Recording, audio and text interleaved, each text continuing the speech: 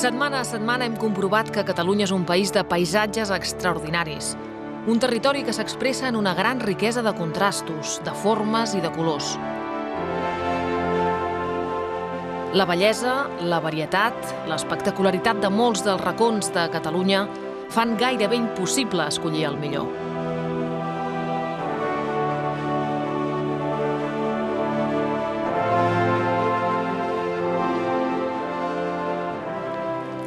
Avui sobrevolem el territori per darrer cop a la caça de la millor vista. És l'última oportunitat, doncs, per decidir el paisatge favorit de Catalunya.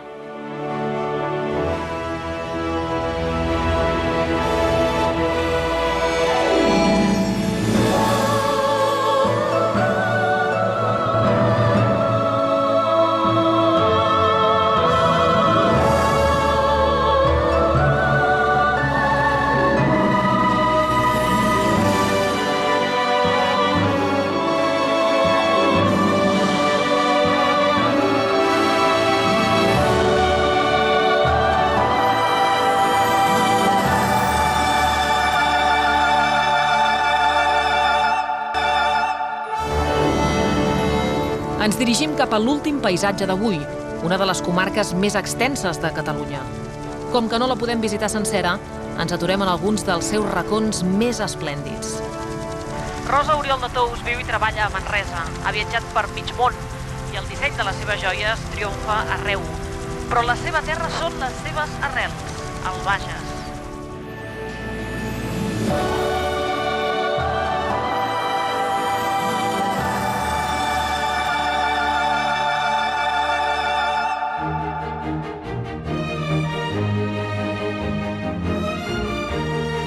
El cor geogràfic de la Catalunya central es troba al Bages, la meva comarca. Malgrat el nom, el Pla de Bages és molt més que una simple esplanada. Hi ha una gran diversitat de paisatges, muntanyes, boscos, àrees rurals i zones de secà. És una de les comarques més extenses de Catalunya, però jo us voldria ensenyar els meus racons preferits. El viatge que us proposo és sentimental. És fàcil d'entendre si us dic que més que un territori, el Bages és el meu món. Manresa és la capital de la comarca. És la meva ciutat, on vaig néixer, d'on no he volgut sortir mai i on conto estar sempre. Cada diumenge, amb els meus pares i les meves germanes, veníem aquí a missa, aquí a la Seu. En aquella època em semblava que era una immensitat. La cova és un dels monuments emblemàtics de Manresa. Sant Ignasi de Loiola va escriure aquí els seus famosos exercicis espirituals. És un punt que per nosaltres, per la nostra família, representa molt, perquè allà hi van fer les bodes d'or els meus avis, s'hi van casar els meus pares, es va casar una filla meva i vaig fer la comunió jo. Per tant, és un record molt entranyable i que jo m'imagino que per molts manresans també els hi passa el mateix.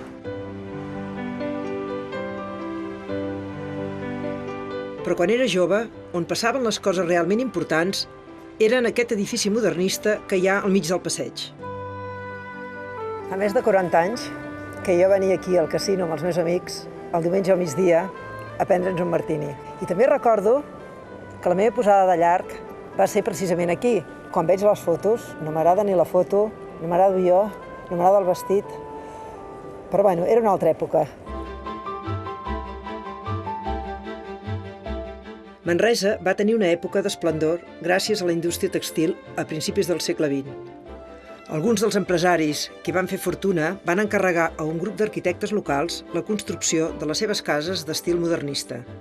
Avui dia encara podem disfrutar d'aquestes edificacions. Per mi, la ciutat de Manresa és molt maca, però també m'agradaria poder-vos ensenyar d'altres coses de la meva comarca del Bages. M'acompanyeu?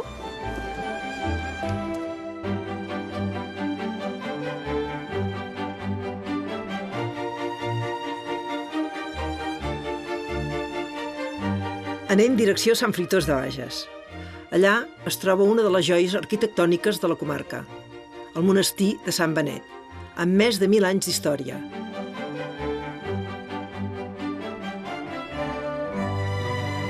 El gran campanar quadrat presideix l'església romànica. Podria passar-m'hi hores parlant de la bellesa del recinte, però és millor que hi entreu i que ho comproveu amb els vostres propis ulls.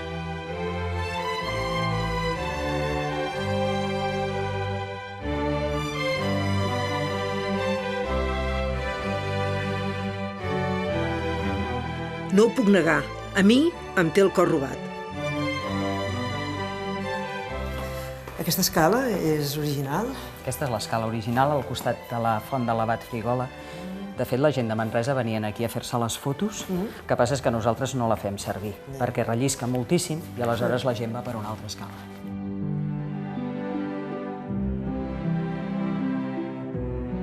El desembre del 2007 es va tornar a obrir al públic després de 4 anys de tasques de rehabilitació.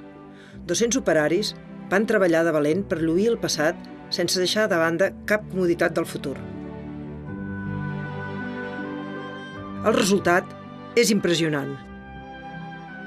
La veritat és que el monestir estava molt malament, però en canvi aquest claustre no estava especialment malament perquè hi havia la vegetació, la família Casas havia intentat sobretot que tingués aquest aire romàntic i la veritat és que el que va ser complicat va ser que tota la pedra estigués neta i cuidada, però mantenir tots els arbres, és a dir, això sí que va tenir mèrit, convèncer a tots els paletes de que era importantíssim no tocar la vegetació.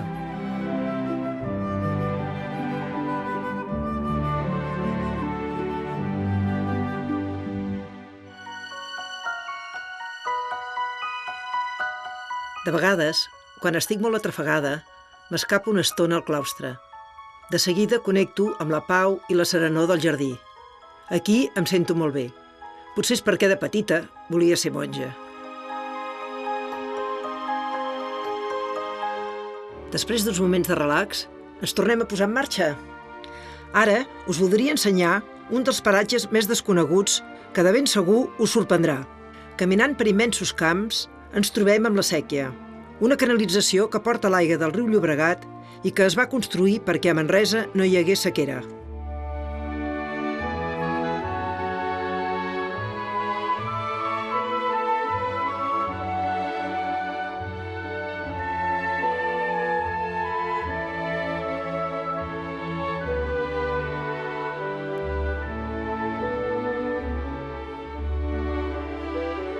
És un canal medieval que té 6 segles d'història. Surt del poble del Sereny, passa per Sallent, Santpedor, Sant Fruitós de Bages, fins que arriba a la ciutat de Manresa. Té 26 quilòmetres de recorregut, només 10 metres de desnivell, i al seu costat tenim un camí que permet anar-hi a passejar, gaudir d'aquest espai. Sí, com estem fent ara. Exacte. I quanta fondària té? 2 metres de profunditat. No en tots els seus punts, però en alguns punts arriba fins a 2 metres. I aquesta és l'aigua que bevem a Manresa, almenys, no? A Manresa i 13 municipis del voltant.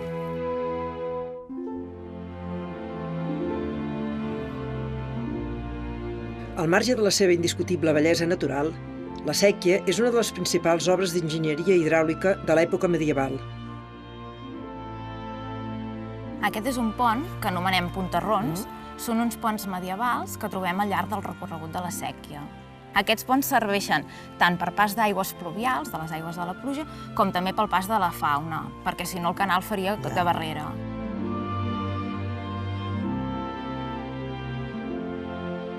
Aquesta zona d'aquí és una de les zones més frondoses que tenim al llarg de la Séquia. Hi trobem roures, alzines.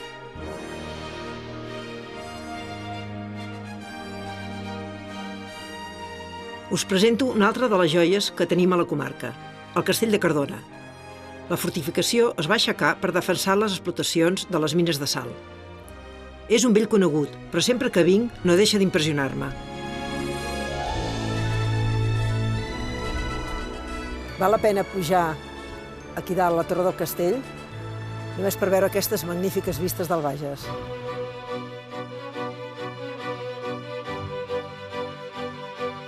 Tan famosa com el Castell de Cardona és la muntanya de Sal, un portent de la natura. Les mines es van tancar el 1990, però encara es poden visitar. Davant la muntanya em sento petita. És una obra d'art, única i de singular bellesa.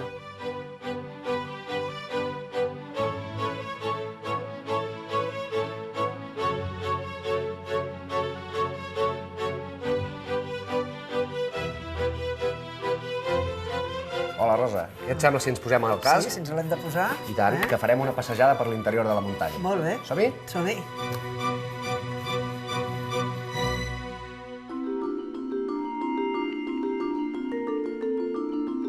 Aquesta explotació va arribar a ser de les més importants de tota Europa.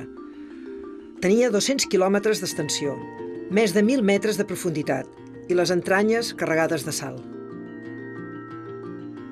Què hi fa aquesta escala aquí? Doncs mira, aquesta és una escala que feien servir els miners per treballar, a més profunditat, sota terra, i com pots veure se'ls va trencar per un extrem, la van pujant aquí, la van deixant aquí, i amb el temps la sal la van anar recobrint, i així la tenim ben conservada i ben salada.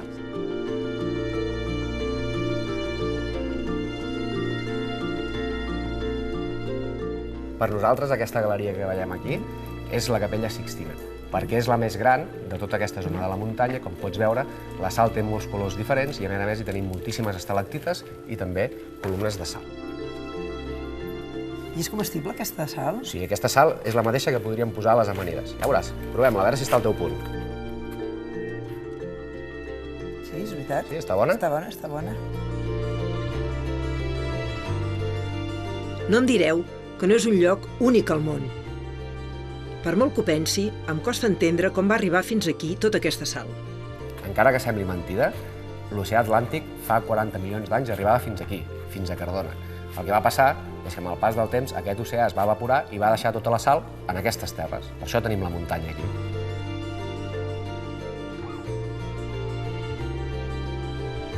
A cada racó no deixen d'aparèixer formes i colors diferents. Veus aquesta sal rugosa que tenim aquí, aquesta galeria d'aquí? Sí. Això és sal magnèsica i es fa servir a la indústria farmacèutica, per fer medicines. És un altre tipus de sal. Sí, ja es veu diferent, eh? Sí, inclús és curiós perquè no té ni un gust salat, té un gust amarg, aquesta sal.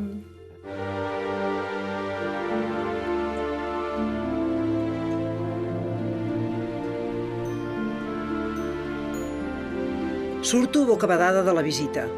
I és que la meva comarca és maca fins i tot sota terra.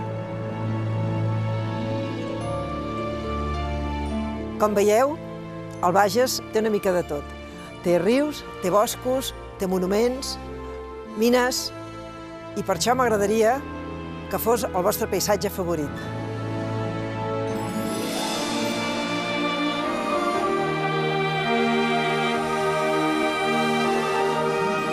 A partir d'ara ja poden votar pels racons del Bages.